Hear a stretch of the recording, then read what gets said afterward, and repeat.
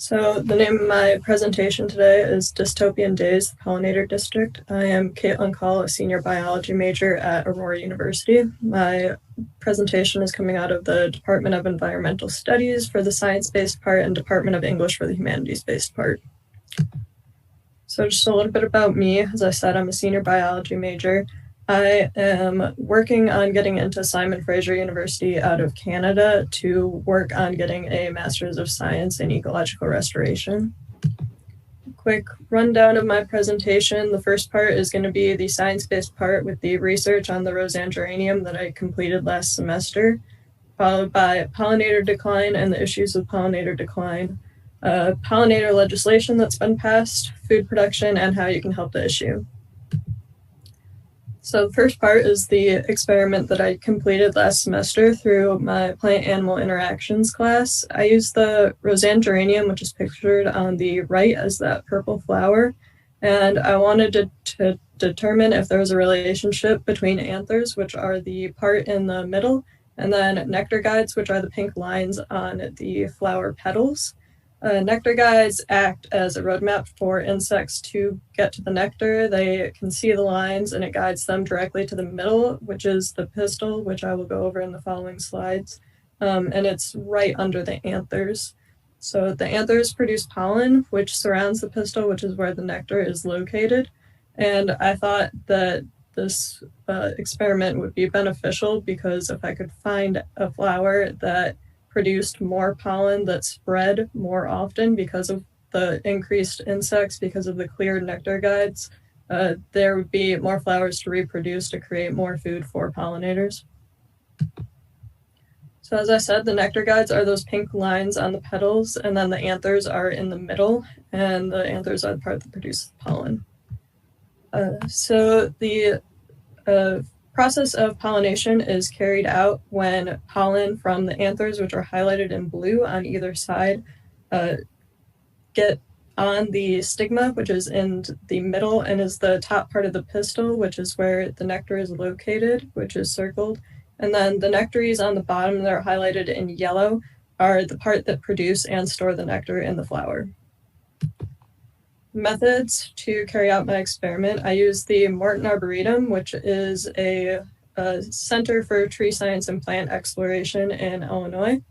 And I chose the Roseanne geranium based on the visible nectar guides that are those pink lines, because there are some flowers that have nectar guides, but they're only visible in the UV spectrum, so they aren't visible to the human eye.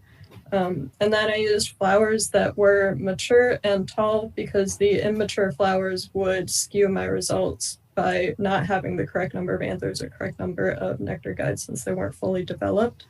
To carry out my experiment, I counted 20 different flowers by hand, and then I used the data to make a scatter plot.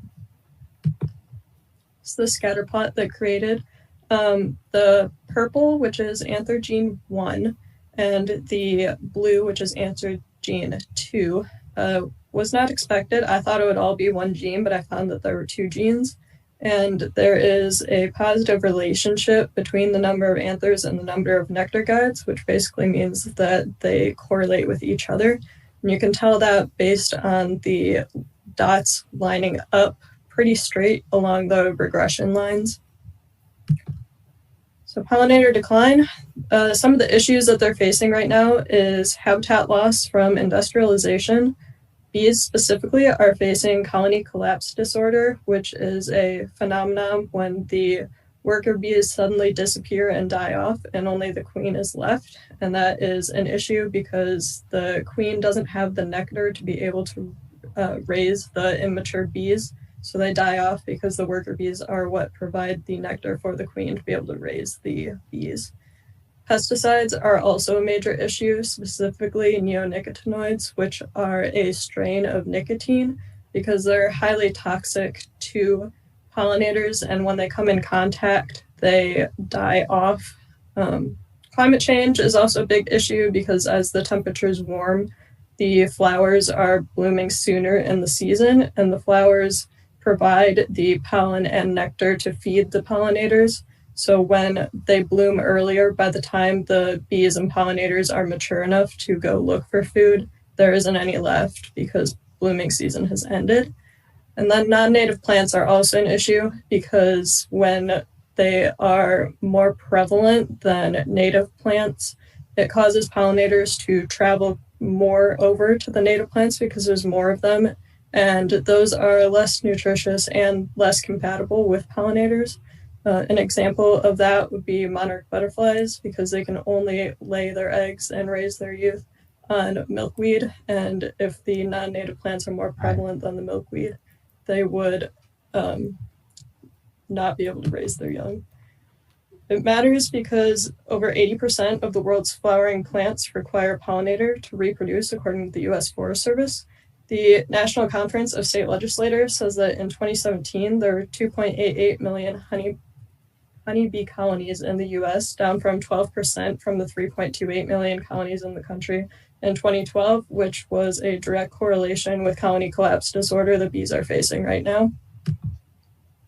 Looking at the states, moving on to legislation, the states that are highlighted in the deep purple are states that have laws addressing pollinator health, while the gray do not. And I was curious as to why certain states didn't have any legislation. So I compared agricultural output to the use of pesticides, because many states don't want to transfer over to more natural pesticides because they feel it's more expensive than the pesticides they're currently using that are chemical-based. I found that Kansas was number 7 for agricultural output out of the top 15 states that I looked at. Wisconsin was number 8, Missouri was number 11, South Dakota was number 13, Arkansas was number 15. So comparing that to pesticide use, you'll find that 3 out of those top 15 states are also high on the pesticide use for top pesticide use. Kansas was number 5 out of the top 15, Missouri was number 12 out of the top 15, and South Dakota was number 14. When we're looking at legislation that's actually been passed to help with this issue, only 16 states have passed legislation related to pollinator health, 10 states for researching pollinator health, 10 states to restore and protect pollinator habitats, and Illinois, which is the state I'm located in, was only passing one act for legislation, and it only suggested planting native plants for pollinators, so it wasn't even firm legislation. So without pollinators, we're facing major issues, because without them, the terrestrial ecosystems will all collapse, since bees are essential to upholding different plants. The variety of foods available would also lower a lot, and the cost of products would surge, because without bees, there is a lower production rate of food, especially produce. And then without bees, we'll face additional extinctions and decline in many populations, because those plants would not be available for the food for those animals.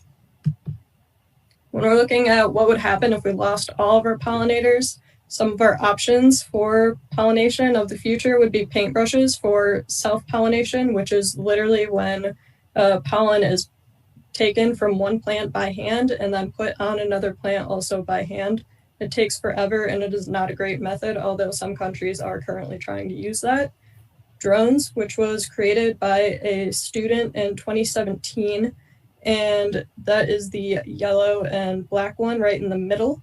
They found that you could attach strings to the bottom of the drone that would drag against different plants and act in the same way as a bee would. And then bubbles are also the newest one. Starting in 2020, they started assembling different trials for bubbles that contain pollen that you would fly on a drone and spread, so that pollen is still being spread in a natural way, although I don't really know how effective that would be, and their trials have not been clear on that. When we're looking at food production and pollinators, $235 and $577 billion worth of our annual food production relies on pollinators, which is about 35% of our global food production. And then 40% of the world's micronutrients within our food, especially vitamin A, is directly reliant on pollinators. Mayo Clinic says that vitamin A deficiency can cause issues with vision, reproduction, growth, and issues with the immune system. So we would have a major health crisis because people are going to be vitamin deficient and have more health issues. And then a third of our US agricultural output also is reliant on pollinators.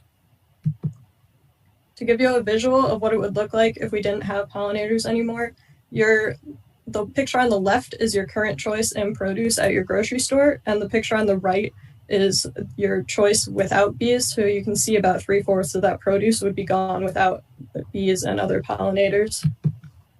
All of these foods listed on this list would also be gone because they rely directly on pollinators to be produced. And what can we do about this? Because it's obviously a major issue that needs to be dealt with.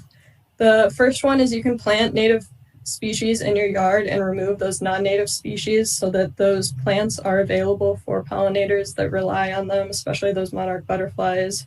You can talk to your legislators, which is a big one. Without them, no change is going to happen because they are the top people that enforce different laws and policies. And right now they're not doing that. We can stop pesticide use. On my next slide, I will show alternatives. And then you can also leave dead wood because almost all pollinators use dead wood to overwinter and reproduce in. When I'm talking about alternative pesticides, I'm talking about insecticidal soaps, horticultural oils, and biopesticides, which are all natural elements that come from the world right now.